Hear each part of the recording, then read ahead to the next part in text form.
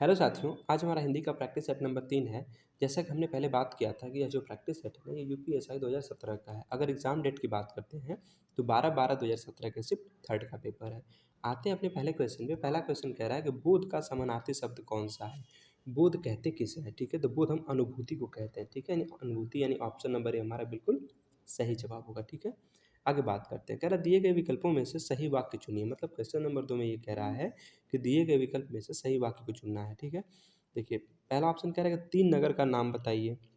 ठीक है, और बी कह रहा है कि 3 नगरों के नाम बताइए। देखिए बात अगर हम 3 नगर एक कहते हैं तो नगर की जगह नगरों होगा। ठीक है, 3 नगरों के नाम बताइए तो ये तो सही हो जाएगा। लेकिन यहाँ कह रहा है 3 नगर का नाम बताइए तो ये तो ऐसे ही गलत है। सी में देखिए क्या कह रहा है 3 नगरों का नाम बताइए, तो 3 नगरों के नाम बताइए सही होता है। डी में कह रहा है 3 नगर के नाम बताइए, ये भी गलत है। यानी जो ऑप्शन नंबर बी है कि 3 नगरों के नाम बताइए, ये बिल्कुल परफेक्ट आंसर हमारा है। ठीक है, चलिए आगे हम बात करते हैं क्वेश्चन नंबर 3। कह रहा है पुष्कर का अर्थ बताइए। पुष्कर का अर्थ क्या होता है? क्या ट्रेन का नाम होता है, नदी का नाम होता है, मूसक या फिर सरोवर को कहते हैं? जो पुष्कर होता है ना, पुष्कर का मतलब तालाब होता है, तालाब। ठीक है, और इसी को हम सरोवर भी कहते हैं। लेकिन ऑप्शन में हमारा सरोवर दिया है तो ऑप्शन नंबर डी बिल्कुल सही जवाब होगा। मतलब कि पुष्कर का जो अर्थ होगा वो सरोवर हो जाएगा। ठीक है, आगे बात करते हैं क्वेश्चन नंबर 4।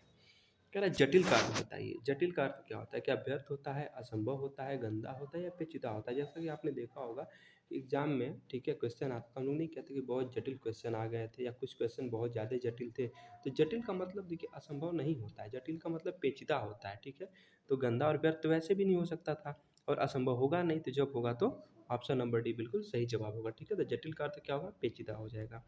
आगे बात करते हैं क्वेश्चन नंबर 5 की तरफ। कह रहा है हिंदी वर्तनी के आधार पर सही वाक्य का चयन करें। ठीक है, अब किस आधार पे? हिंदी के वर्तनी के आधार पर बताना है। ठीक है, देखिए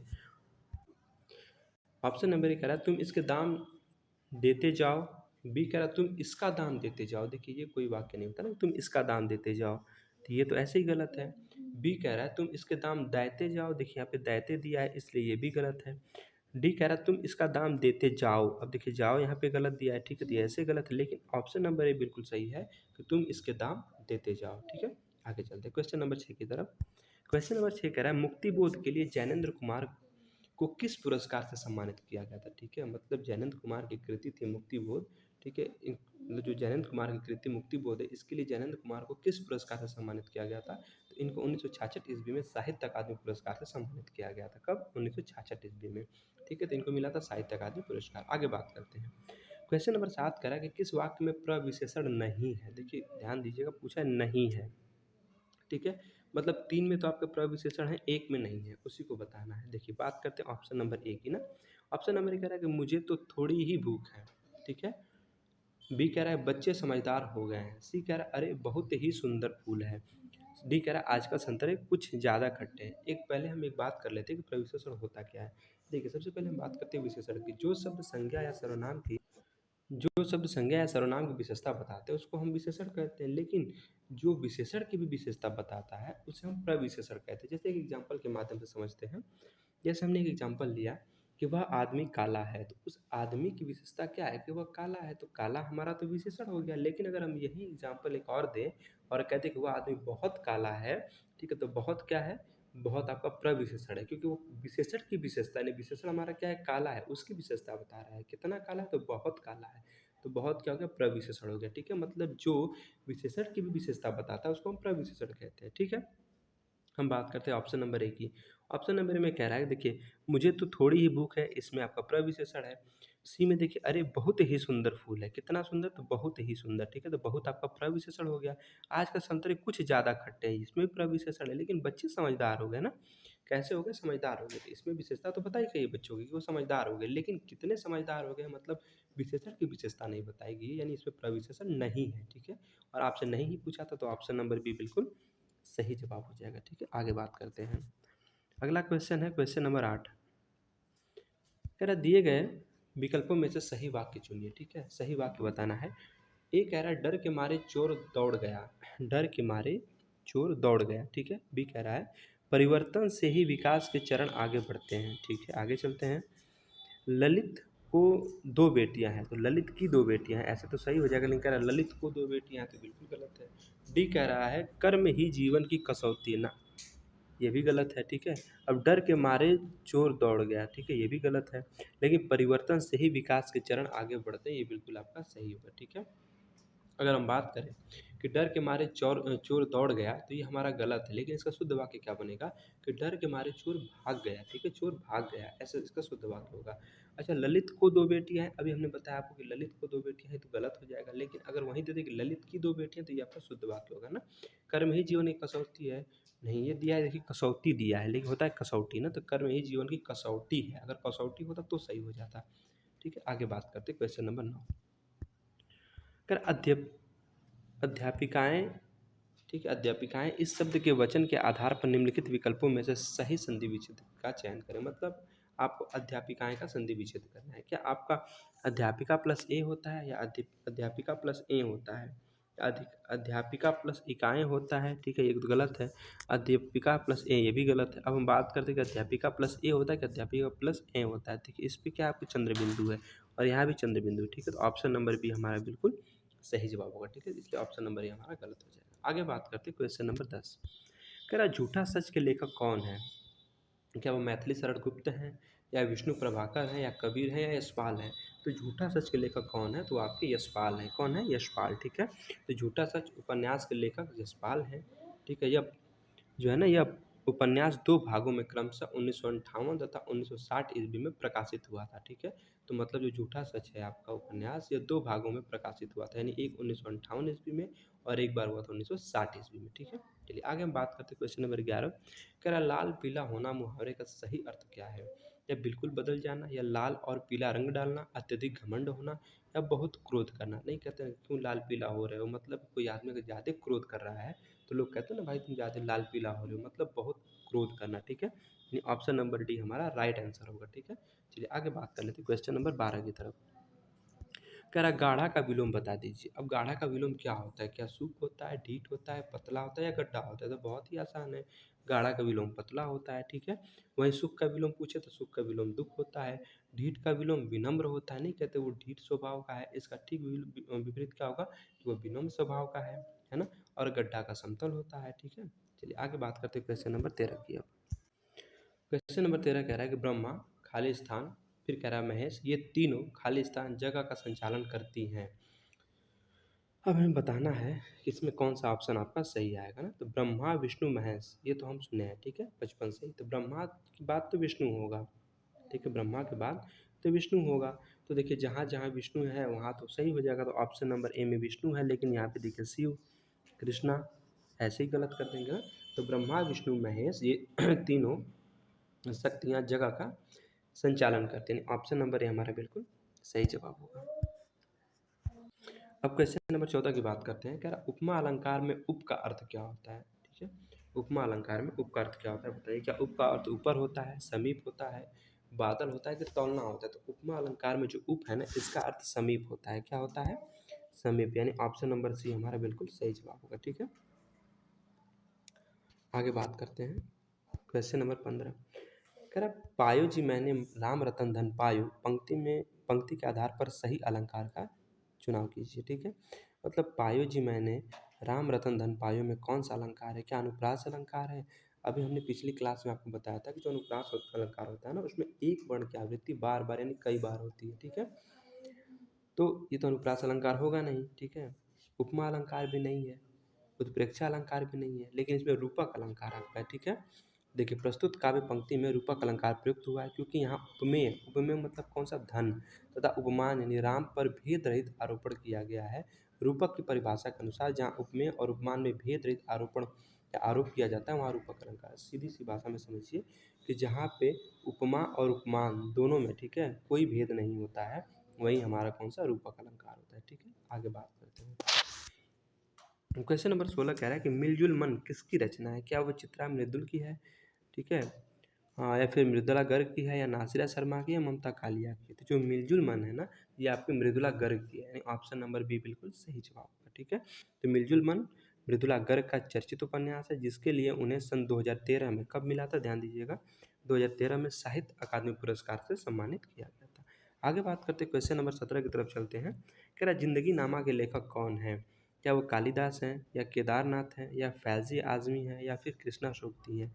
तो जो जिंदगी नामा है ना, इसके लेखक कृष्णा शोभती हैं। कौन है? कृष्णा शोभती, यानी ऑप्शन नंबर डी बिल्कुल सही जवाब होगा। ठीक है, तो जिंदगी नामा उपन्यास कृष्णा शोभती की रचना है, जिसके लिए उन्हें सन 1980 में साहित्य अकादमी पुरस्कार और 1996 में साहित्य अकादमी, ठीक है, फेलोशिप तथा 2017 में भारतीय ज्ञानपीठ पुरस्कार से सम्मानित किया गया था। मित्रों मरजानी, दिलो दानिश, सूरजमुखी अंधेरे के हम, ठीक है, हसमत ए लड़की इत्यादि कृष्णा शोभती की प्रमुख रचनाएं हैं। ठीक है, चलिए आगे बात कर लेते हैं। अगला क्वेश्चन है क्वेश्चन नंबर 18। पीपर पात सरिस मंडोला, पीपर पात, ठीक है, उपमा अलंकार का कौन सा अंग है? ठीक है, अब देखिए हम बात करते हैं उपमा अलंकार की, तो इसमें इसके 4 अंग होते हैं। ठीक है, जैसे उपमा होता है, उपमान होता है, वाचक शब्द होता है और साधारण धर्म होता है। ठीक है, तो क्या इसमें पीपर पात सरिस मंडोला में जो पीपर पात है, ये उपमा अलंकार का कौन सा अंग क्या है? साधारण धर्म है, उपमेय है, वाचक शब्द है, उपमान है। ठीक है, तो देखिए अगर हम बात करें इसमें, तो उपमान यहाँ पे, यानी ऑप्शन नंबर सी बिल्कुल सही जवाब होगा। ठीक है, साधारण धर्म क्या होता है कि जो दोनों में, ठीक है, उपमेय और उपमान में जो दोनों समान रूप से बना रहता है, मतलब वहाँ चेंज नहीं होता, वो हमारा साधारण धर्म होता है। और वाचक शब्द तो आप जानते ही हैं। ठीक है, कि जैसे सरिस आपका है ना, तो सरिस आपका वाचक शब्द हो गया। तो प्रस्तुत पंक्ति में पीपर पात उपमा अलंकार के अंतर्गत उपमान है। क्या है? उपमान है। उपमेय की जिस पदार्थ से तुलना की जाती है ना, वहाँ उसे उपमान कहते हैं। यहाँ मन यानी उपमेय की तुलना पीपर पात यानी उपमान यानी डोलना क्रिया साधारण धर्म के आधार पर की जा रही है। इसमें सरिस क्या है? वाचक शब्द है। ठीक है, सास है, सरिस, ये सब क्या होते हैं? वाचक शब्द होते हैं ना। चलिए आगे बात कर लेते हैं क्वेश्चन नंबर 19। कह रहा काफूर होना मुहावरे का अर्थ क्या होगा? काफूर होना क्या होता है? क्या कलंकित होना, भाग जाना, या बड़ा काम करना, या गद्दार होना? तो देखिए काफूर होना मुहावरे का जो सही अर्थ है वो होगा भाग जाना। क्या होगा? भाग जाना, यानी ऑप्शन नंबर बी बिल्कुल सही जवाब होगा। ठीक है, क्वेश्चन नंबर 20 की बात करते हैं। तो क्वेश्चन नंबर 20 कह रहा है काली घटा का घमंड घटा पंक्ति में, ठीक है, कौन से अलंकार का प्रयोग किया गया? क्या ये प्रश्न अलंकार है, विपसा अलंकार है, अन्योक्ति अलंकार है, या यमक अलंकार है? तो देखिए हम क्या करें यहाँ पे, काली घटा का घमंड घटा, तो यहाँ पे आपका हो जाएगा, ठीक है, यहाँ पे होगा आपका ऑप्शन देखना पड़ेगा इसमें ना, इसका ऑप्शन है, हाँ, प्रश्न अलंकार है, अन्योक्ति अलंकार है, विपसा अलंकार है, कि यमक अलंकार है? तो काली घटा का घमंड घटा, इसमें आपका यमक अलंकार है। ठीक है, क्योंकि देखिए एक घटा का मतलब होता है क्या? बादल। ठीक है, घटा होता है ना, काले बादल, और एक घटा का मतलब घटना होता है। ठीक है, तो यहीं पे कह रहा है कि प्रस्तुत पंक्ति में यमक अलंकार का प्रयोग हुआ है, जहाँ एक शब्द की आवृत्ति कई बार हो तथा अर्थ भी प्रत्येक स्थान पर भिन्न भिन्न हो, वहाँ पर यमक अलंकार होता है। ठीक है, यहाँ घटा की आवृत्ति 2 बार हुई है, किंतु प्रत्येक स्थान पर अर्थों में भिन्नता, मतलब एक पता है ना अभी, एक घटा का मतलब क्या होता है, दूसरी घटा का मतलब क्या होता है? तो देखिए, जहाँ पहली घटा का अर्थ है काले बादल, अभी हमने आपको बताया था, और दूसरी बार घटा का अर्थ है कमी होना, यानी ह्रास होना, यानी कम हो जाना। ठीक है, तो वही बात है, यहाँ पे क्या होगा आपका? यमक अलंकार होगा। ठीक है, तो काली घटा का घमंड घटा में कौन सा अलंकार? यमक अलंकार। क्यों? क्योंकि एक घटा का मतलब है काले बादल, और दूसरी घटा का मतलब यानी घटाना, यानी कम हो जाना। ठीक है, सब तो एक ही है, मतलब एक तरह के 2 शब्द हैं, लेकिन दोनों के अर्थ अलग अलग है, इसलिए हमारे यहाँ पे यमक अलंकार होगा। आगे बात करते हैं क्वेश्चन नंबर 21 की। कह रहा निरंतर खाली स्थान करने से कामयाबी जरूर हासिल होती है। क्या निरंतर हंगामा करने से कामयाबी हासिल होगी? तो वैसे ही गलत हो गया। ठीक है, आगे बात करते हैं क्वेश्चन नंबर बी, कह रहा सॉरी ऑप्शन नंबर बी कह रहा है कि निरंतर प्रयास करने से कामयाबी जरूर हासिल होगी। हाँ, बिल्कुल सही जवाब है ये। बाकी इसके आगे भी चेक कर लेते हैं हम। निरंतर कार्य करने से कामयाबी जरूर हासिल होगी, निरंतर चित्कार करने से, लेकिन हमारा जो एग्जैक्ट आंसर होगा ऑप्शन नंबर बी, निरंतर प्रयास करने से कामयाबी जरूर हासिल होती है। आगे बात करते हैं क्वेश्चन नंबर 22 की तरफ। कह रहा सियार का गुण स्वभाव खाली स्थान और खाली स्थान है। बताइए सियार का गुण स्वभाव क्या है? धूर्तता और चालाकी है, सफ़ेद या चालाकी है, सुस्त या मूर्ख है, गंधा या विभत्स है? देखिए जो सियार होता है ना, वो धूर्त और चालाक दोनों होता है। ठीक है, तो मतलब धूर्तता और चालाकी दोनों हो जाएगा, यानी ऑप्शन नंबर ए बिल्कुल सही जवाब होगा। ठीक है, तो सियार का गुण स्वभाव धूर्तता और चालाकी है। ठीक है, आगे बात करते हैं क्वेश्चन नंबर 23। इसमें आपको सही विकल्प का चुनाव करना है। ऑप्शन नंबर ए कह रहा है कि मैं आपको प्रणाम किया हूँ। अब प्रणाम तो नहीं होता है, प्रणाम होता है, तो ये ऑप्शन तो ऐसे ही कट गया। बी कह रहा है मैंने आपसे प्रणाम किया था, ये भी गलत है। सी कह रहा है कि मैंने आपको प्रणाम किया था, और डी कह रहा है मैं आपको प्रणाम किया था। मैं आपको प्रणाम किया था ये उतना सही नहीं, लेकिन मैंने आपको प्रणाम किया था ये बिल्कुल सही है, यानी ऑप्शन नंबर सी बिल्कुल सही जवाब हो जाएगा। ठीक है, आगे बात कर लेते हैं क्वेश्चन नंबर 24। कह रहा है विकल्पों में से पुल्लिंग शब्द का चयन करें। अगर हम बात करें लिंग की तो हिंदी में 2 प्रकार के लिंग होते हैं ना, एक होता है आपका स्त्रीलिंग और एक होता है पुल्लिंग। जिससे स्त्री जाति का बोध होता है उसे स्त्रीलिंग कहते हैं, जिससे पुरुष जाति का बोध होता है उसे पुल्लिंग कहते हैं, सीधी-सी बात है। तो हमसे क्या पूछा है? पुल्लिंग। तो पुल्लिंग कौन-सा है? क्या तपस्विनी है, तेजस्वी है या परोपकारिणी है या हंसिनी? देखिए हंसिनी हुआ आपका, परोपकारिणी हुआ, तपस्विनी हुआ, ये सब तो स्त्रीलिंग है। लेकिन अगर हम बात करें तेजस्वी की, तो तेजस्वी हमारा क्या यहाँ पे है? ये हमारा पुल्लिंग है और हमसे पुल्लिंग ही पूछा था, यानी ऑप्शन नंबर हमारा सी बिल्कुल सही जवाब हो जाएगा। ठीक है, आगे बात करते हैं क्वेश्चन नंबर 25।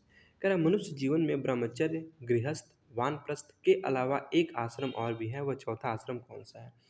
अगर हम बात करें मनुष्य के जीवन में तो 4 आश्रम होते हैं। ठीक है, कितने आश्रम होते हैं? 4 आश्रम होते हैं ना। तो अगर हम बात करें ब्रह्मचर्य की, तो ब्रह्मचर्य पहला स्टेज होता है, उसके बाद गृहस्थ होता है, उसके बाद वानप्रस्थ होता है। तो उसके बाद क्या होगा? उसके बाद क्या मोक्ष होता है, क्षत्रिय या दंड या संन्यास? तो जो चौथा आश्रम होता है ना, वो आपका संन्यास होता है। ठीक है, यानी 75 से 100 साल की जो एज होती है वो हमारा संन्यास की स्थिति है। ठीक है, तो अगर हम बात करें धर्मशास्त्रों के अनुसार मनुष्य के जीवन में 4 आश्रम होते हैं ना, एक है ब्रह्मचर्य, गृहस्थ, वानप्रस्थ और संन्यास। ठीक है, तो चौथा हमारा कौन सा? संन्यास, यानी ऑप्शन नंबर डी बिल्कुल सही जवाब होगा। क्वेश्चन नंबर 26 कह रहा है कि थोथा चना बाजे घना मुहावरे के अर्थ का चयन कीजिए। मतलब इसमें बताइए कौन सा मुहावरा सही है? चने रूपी खिलौने से खेलना, दिखावा बहुत कम करना, सार न होना, चने को बचाना, बहुत आवाज़ करना। तो देखिए चने रूपी खिलौने से खेलना गलत है, चने को बचाना ये भी गलत है, बहुत आवाज़ करना ये भी गलत है, लेकिन दिखावा बहुत, इसको ऐसे कर देते हैं ना, ऑप्शन नंबर बी, दिखावा बहुत करना परंतु सार न होना। ठीक है, तो ये थोथा चना बाजे घना। आगे बात कर लेते हैं क्वेश्चन नंबर 27। कह रहा है किंचित तत्सम शब्द का तद्भव रूप बताइए। ठीक है, किंचित। अब बताइए किंचित मतलब होता क्या है? ठीक है, तो कह रहा है किंचित, तो किंचित क्या है? किंचित हमारा तत्सम शब्द है, इसका तद्भव बताना है। तो किंचित का मतलब देखिए होता है ना, कुछ होता है। क्या होता है? कुछ, यानी ऑप्शन नंबर सी हमारा सही जवाब हो जाएगा। ठीक है, ऑप्शन नंबर सी बिल्कुल सही जवाब है। ठीक है, आगे बात करते हैं क्वेश्चन नंबर 28 की। अब देखिए हमारे गद्यांश वाले क्वेश्चन आ गए हैं। ठीक है, गद्यांश को पढ़ के हमें प्रश्नों के उत्तर देने हैं। पढ़ते अपने गद्यांश को, थोड़ा इसको और बड़ा कर लें। कह रहा है गद्यांश को ध्यानपूर्वक पढ़िए तथा प्रश्न के उत्तर दीजिए। कह रहा अक्सर दूरदर्शन पर परिवार नियोजन के कार्यक्रम और विज्ञापनों को लेकर सवाल उठाए जाते हैं कि ये विज्ञापन बच्चों पर बुरा असर डाल रहे हैं, बच्चों को समय से पहले प्रौढ़ बना रहे हैं। क्या सचमुच इस तरह के विज्ञापन समाज के लिए अहितकर हैं? ठीक है, क्वेश्चन पूछ रहा है। फिर आगे कह रहा है कि यह तथ्य सभी एक स्वर में स्वीकारते हैं कि आज बढ़ती आबादी सबसे बड़ा संकट है। तो सही बात है, परंतु बढ़ती आबादी पर रोक के लिए कौन से कारगर उपाय, ठीक है, कौन से कारगर उपाय किए जाएं, यह चिंतन का बिंदु रहा है। निश्चय ही जनसंख्या पर नियंत्रण में संचार माध्यमों द्वारा ज्ञापित संदेश जनमानस में व्यापक असर डालते हैं। ठीक है, चलिए अब हम क्वेश्चन के उत्तर देंगे। कह रहा आज सबसे बड़ा संकट क्या है? क्या गरीबी का है, मनोरंजन का है, जनसंख्या है, रोजगार का है? तो देखिए बताया था ना, बढ़ती जनसंख्या। ठीक है, तो हमारा ऑप्शन नंबर बी सही जवाब हो जाएगा ना, कि जो बढ़ती जनसंख्या वो क्या हमारे संकट का कारण है। आगे बात करते हैं प्रौढ़ का अर्थ बताइए। क्या प्रौढ़ किसे कहते हैं? अपरिपक्व को कहते हैं, अनुभवहीन को कहते हैं, अशक्त को कहते हैं या वयस्क को कहते हैं? तो प्रौढ़ हम वयस्क को कहते हैं। ठीक है, प्रौढ़ किसको कहते हैं? वयस्क को कहते हैं ना। ऑप्शन नंबर बी बिल्कुल, सॉरी ऑप्शन नंबर डी बिल्कुल सही जवाब होगा। क्वेश्चन नंबर 30 की बात करते हैं। कह रहा कौन सा शब्द उपाय से संबंधित नहीं है? ठीक है, किससे? उपाय से संबंधित। देखिए तरकीब होता है, सब लोग जानते हैं तरकीब भी होता है, साधन भी होता है, युक्ति भी होता है, लेकिन विलक्षण नहीं होता है ना। और आपसे नहीं ही पूछा था, तो ऑप्शन नंबर सी हमारा सही जवाब होगा। ठीक है, तो कौन सा शब्द उपाय से संबंधित नहीं है? तो तरकीब, साधन, मुक्ति, ये तीनों हैं। नहीं कहते भाई कोई तरकीब लगा रहे हैं या फिर कोई साधन लगा, मतलब इस्तेमाल करें, या फिर कोई युक्ति लगा रहे हैं, तो ये सब उपाय के ही आपके क्या है, इनसे संबंधित है। लेकिन जो विलक्षण है ना, ये इससे संबंधित नहीं है। ऑप्शन नंबर सी बिल्कुल सही जवाब। आते हैं 31 की तरफ। कह रहा लोक में प्रचलित उक्ति जिसका मूल अर्थ बना रहता है। ठीक है, लोक में प्रचलित उक्ति जिसका मूल अर्थ बना रहता है और स्वतंत्र रूप से उसका प्रयोग भी किया जाता है, दिए गए विकल्पों में से सही उक्ति का चयन करें। क्या सर्वनाम होता है, लोकोक्ति होता है, मुहावरा होता है, विशेषण होता है? देखिए सर्वनाम तो वो होता है जो संज्ञा के स्थान पर प्रयोग किए जाते हैं। ठीक है, तो सर्वनाम तो होगा नहीं। बात करते हैं मुहावरा की। ठीक है। या फिर विशेषण, तो विशेषण जो होता है साथियों भी हमने बताया था पीछे ही आपको, जो संज्ञा और सर्वनाम की विशेषता बताता है उसमें विशेषण कहते हैं, तो विशेषण तो वैसे भी नहीं होगा। अब बात करते हैं मुहावरा की या लोकोक्ति की। लेकिन यहाँ पे कह रहा है लोक में प्रचलित उक्ति जिसका मूल अर्थ बना रहता था। जो लोकोक्ति होता है ना, इसका मूल अर्थ बना रहता है, लेकिन जो मुहावरा होता है विलक्षण अर्थ प्रदान करता है। ठीक है।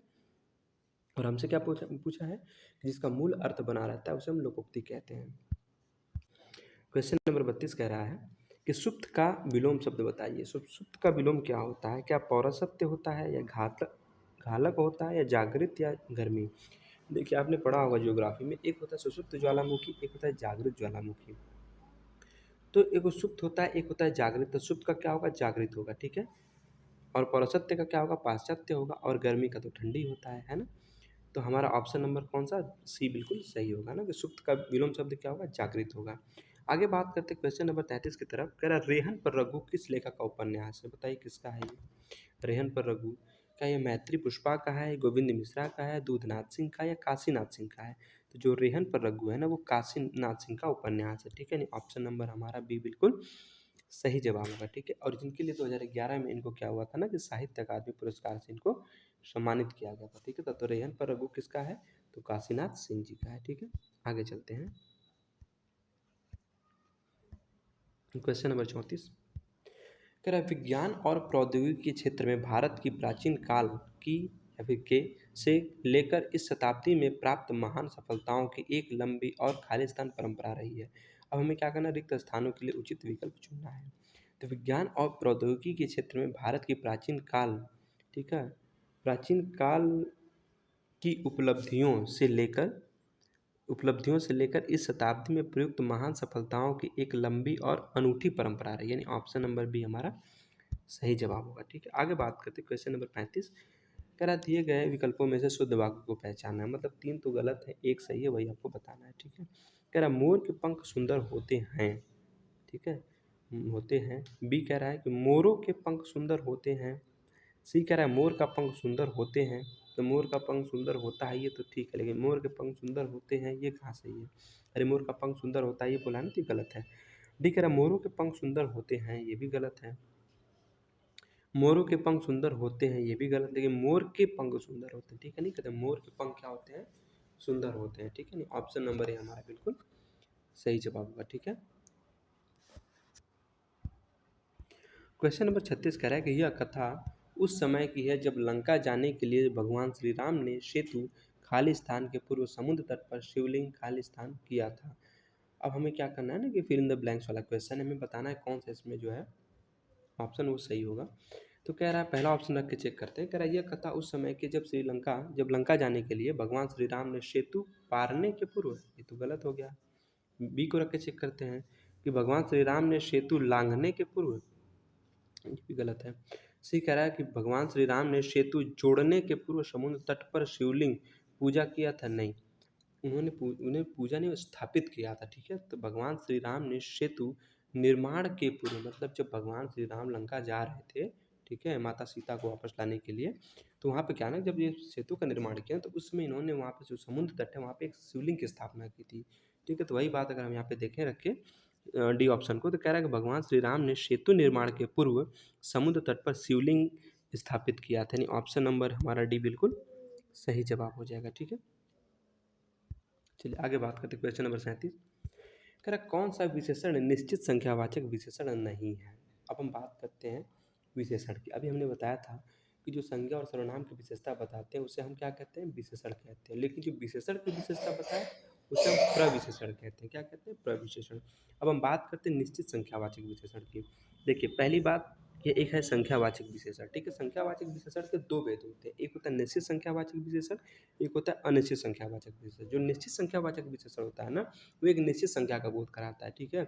और जो अनिश्चित संख्यावाचक विशेषण होता है वो अनिश्चित संख्या का बोध कराता है। अब हमसे क्या पूछा है कि निश्चित संख्यावाचक विशेषण नहीं है। ठीक है। कुर्ते के लिए 2 मीटर कपड़ा लाओ। अब देखिए 2 मीटर कपड़ा लाओ। ठीक है। तो ये तो हमारा सही है। ठीक है। कपड़ा 1 मीटर, 2 मीटर, 3 मीटर ऐसे ही आता है, तो ये तो सही है क्योंकि निश्चित संख्या को बता रहा है। बी कह रहा है चाय में 50 ग्राम चीनी। अब देखिए 50 ग्राम चीनी कह रहा है, तो ये भी सही है आपका। सी कह रहा है सैकड़ों लोग मारे गए। देखिए अगर कहता कि 100 लोग मारे गए तो निश्चित संख्यावाचक विशेषण हो जाता है, लेकिन कह रहा है सैकड़ों लोग मारे गए, मतलब एग्जैक्ट डाटा नहीं दे रहा है, बस कह रहा है सैकड़ों लोग मारे गए ना। तो हमारा क्या है, यही ऑप्शन होगा, ठीक है, क्योंकि ये निश्चित संख्या को नहीं बता रहा है यहाँ पे, और यहाँ पे आपसे वही पूछा है, तो ऑप्शन नंबर सी हमारा इसका जवाब हो जाएगा। और अगर डी को देखें तो डी में कह रहा है 1 किलो आम से ज़्यादा मत लाना। देखिए एकदम एग्जैक्ट संख्या दिया है ना, 1 किलो आम, 1 किलो संतरा, 1 किलो चीनी, ठीक है। तो ये हमारा क्या है, 1 किलो क्या है हमारा, संख्या को दर्शा रहा है यहाँ पे, ठीक है। तो अब हमने क्या बताया आपको, ऑप्शन नंबर सी हमारा सही जवाब होगा कि सैकड़ों लोग मारे गए, एग्जैक्ट डाटा नहीं दिया है, तो ये अनिश्चित संख्या की बातें भी कर रहा है, ठीक है। निश्चित तो हुआ नहीं आपका, तो ऑप्शन नंबर सी सही जवाब है। बात करते हैं क्वेश्चन नंबर 38 की। क्वेश्चन नंबर 38 कह रहा है कि मैंने आम ले लिया है, इसका बहुवचन बताना है। हमने आम ले लिए हैं, ठीक है, इसका बहुवचन बनाना है कि मतलब मैंने आम ले लिया है, इसका बहुवचन क्या होगा। हमने आम ले लिए हैं, मैंने आम ले लिए हैं, हमने आम ले लिया है, मैंने आम ले लिया है। तो ऑप्शन नंबर बी देखिए, मैंने आम ले लिए हैं, ठीक है, मैंने आम ले लिए हैं, इसका बहुवचन रूप है और ये आपका सही है, ठीक है। आगे बात करते हैं क्वेश्चन नंबर 39, कह रहा वह काम, ठीक है, वह काम बहुत ढंग से करते हैं, वाक्य का काल पहचानिए। अब हमें क्या करना है, काल बताना है, ठीक है। तो कह रहा है वह काम बहुत ढंग से करते हैं। देखिए ता है, ती है, ते हैं, ठीक है, ऐसे इसकी पहचान मिल गई। तो देखिए क्या सामान्य भविष्य काल है, तो बात तो देखिए भविष्य की हो ही नहीं रही है, ठीक है, ये तो वर्तमान की बात है। सामान्य भूतकाल की बातें नहीं हो रही, संभाव्य भविष्य काल की बात नहीं, लेकिन सामान्य वर्तमान काल है, ठीक है। सामान्य वर्तमान काल में क्या होता है कि वाक्य के अंत में ता है, ती है, ते आता है, ठीक है। अब हम बात करते हैं लास्ट क्वेश्चन, क्वेश्चन नंबर 40, ठीक है। विकल्पों में से स्त्रीलिंग शब्द का चयन करें, मतलब हमें बताना है कौन सा स्त्रीलिंग है, क्या सागर है, अग्रजा है, राजन है या छात्र है। तो देखिए बात करते हैं सागर, तो सागर को हम क्या कहते हैं कि सागर बड़ा है, ठीक है, तो ये तो पुल्लिंग हो गया, लेकिन हमसे पूछा है स्त्रीलिंग, ठीक है। अब बात करते हैं राजन, ठीक है, और छात्र, छात्र कैसे हैं, अच्छे हैं, छात्र अच्छे हैं, ठीक है, तो ये भी पुल्लिंग है। राजन किसी व्यक्ति का नाम है तो कह देंगे राजन अच्छा है, ठीक है, तो ये भी हमारे पुल्लिंग का बोध करा रहा है। लेकिन अग्रजा जो है ना, अग्रजा हम एक लड़की के लिए यूज़ करते हैं, ठीक है। तो हमारा ऑप्शन नंबर बी सही जवाब होगा, क्योंकि आपसे आपसे स्त्रीलिंग पूछा है, तो ऑप्शन नंबर बी सही होगा ना। तो कह रहा है विकल्प में से स्त्रीलिंग शब्द का चयन करें, तो अग्रजा क्या है, स्त्रीलिंग शब्द है, बाकी सब पुल्लिंग है, ठीक है।